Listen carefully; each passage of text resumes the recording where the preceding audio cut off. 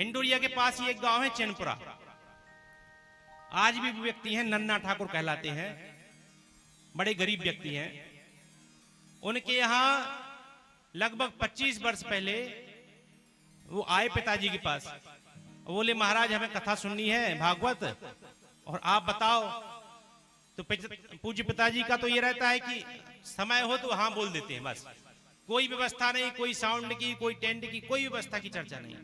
हम तो कम से कम इतना बोलते कि थोड़ा भैया साउंड डाउन ठीक ठाक रख लेना, क्योंकि संगीत वाले साथ रहेंगे, और उनके में संगीत की भी जरूरत नहीं, ऐसी कथा है। दे दिया समय। हमारे ही गांव के एक साहू जी थे, उनसे कुछ बात होगी उनकी कि जिस दिन दक्षिणा का समय आएगा तो उनसे उधार लेकर के और दक्षिणा पंडित जी को देंगे। और जिस दिन आखिरी दिन था, दक्षिणा का समय आया, तो पूज्य पिताजी महाराज ने बैठे थे, बुलाया भैया आओ संकल्प करो, अंतिम संकल्प होना है। तो व्यक्ति गया होगा लेने पैसे, और उसने बिल्कुल उसी टाइम पे मना कर दिया, वो नहीं देंगे।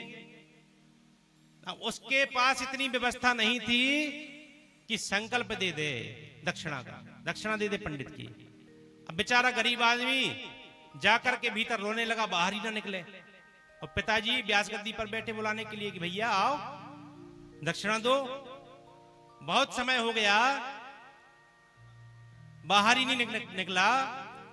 तो पिताजी ने उतर करके जाकर भीतर पूछा कि भाई क्या बात है, क्यों नहीं बाहर आ रहे। तो उसकी पत्नी ने बताई सारी घटना कि ऐसा ऐसा हो गया और उसने पैसे देने से मना कर दिए, अब कहां से दें कोई समझ में नहीं आ रहा। पिताजी बोले देखो, 1.25 रुपए से ज्यादा हमें अगर हाथ में दिखेगा तो हम संकल्प ही नहीं पढ़ेंगे। 1.25 रुपए रखो और हम 1.25 रुपए में कथा करेंगे। और 1.25 रुपए में भागवत कथा की, और अपनी गांठ से निकाल करके जो पंडित जी को साथ ले गए थे वो उधार दे करके पंडित जी को दिलवाए, और कहा जब तुम्हारे पास हो जाए तो ये वाले पैसे हमें आकर के वापस कर देना।